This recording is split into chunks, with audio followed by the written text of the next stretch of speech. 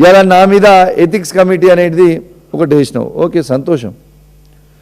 Ethics committee మీద వేస్తే ఒకరంటారు సభల ఈయన నక్సలైట్ అయిపోయిండు అని ఓరంటాడు, ఓరంటారు కత్తులతో కోలాట మాతాన్ని గడికి నీ శవం ఏలాడతామని ఒకరంటారు, ఒకరేమో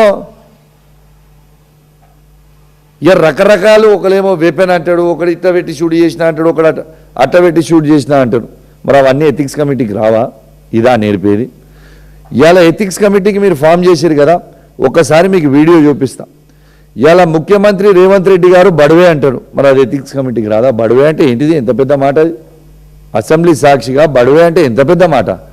అసలు మనము అసెంబ్లీలో మాట్లాడు దూరం ముచ్చడం, మనం పర్సనల్గా మాట్లాడుకుంటున్నప్పుడు కూడా వాడని భాష వాడిండి అసెంబ్లీ సాక్షిగా, మరి అది ఎథిక్స్ కమిటీకి రాదా?